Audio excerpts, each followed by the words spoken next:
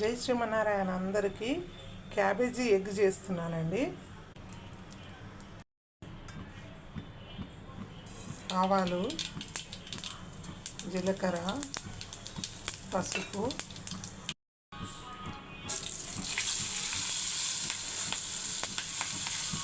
పచ్చిమిరపకాయలు,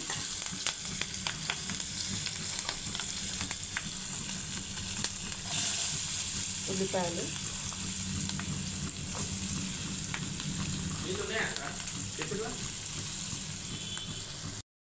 కరివేపాకు, అల్లం వెల్లుల్లి పేస్ట్,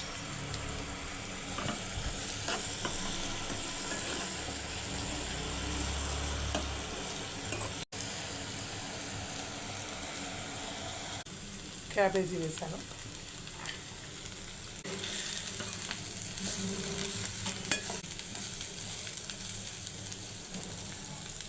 క్యాబేజీ వేయగానే ఉప్పు వేసేసి కలిపేసేయాలి. ఉప్పు వేసి కలిపేస్తే నీరు పుడుతుంది దీంట్లోంచి.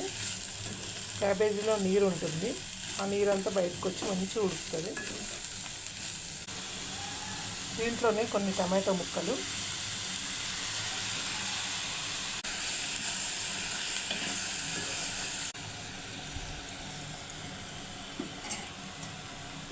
మూత పెట్టేస్తున్నాను. కొంచెం మగ్గాలి.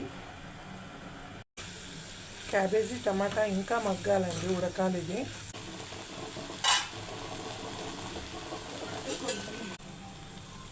కారప్పొడి, కొంచెం ఎగ్స్ కోసం కూడా కొంచెం ఉప్పు కావాలి. ఉప్పు, ధనియాల పొడి, గరం మసాలా ఇవన్నీ కలిపేసి ఒక 2 నిమిషాలు బాగా పట్టేటట్టు వదిలేస్తాం. వదిలేసిన తర్వాత ఎగ్స్ కొట్టేస్తాం. ఉల్లిగడ్డ ఎగ్ కన్నా క్యాబేజీ ఎగ్ చాలా చాలా చాలా టేస్ట్గా ఉంటుంది, చాలా బాగుంటుంది. డైటింగ్ కూడా చాలా మంచిది. ఓన్లీ క్యాబేజీ వేసుకొని, ఉల్లిపాయలు, క్యాబేజీ, టమాటో వేసుకొని 2 ఎగ్స్ కొట్టేసుకుంటే మార్నింగ్ టిఫిన్ కూడా అయిపోతుంది డైటింగ్కి. క్యాబేజీ వెయిట్ లాస్ ఉంటుంది. క్యాబేజీ తింటే వెయిట్ లాస్ అవుతారు. వాటర్ కంటెంట్ ఎక్కువగా ఉన్నది ఏ ఫుడ్ తీసుకున్నా, ఏ వెజిటేబుల్ అయినా వాటర్ కంటెంట్ ఎక్కువ ఉన్న వెజిటేబుల్లో వెయిట్ లాస్ చేసే గుణం ఉంటుంది.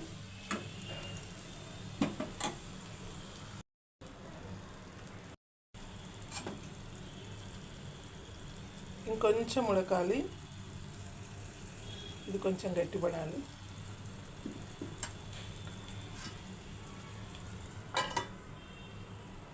రెడీ అండి క్యాబేజీ ఎగ్. ఇది చూసారా ఎంత బాగా ఉడికిపోయింది. మంచిగా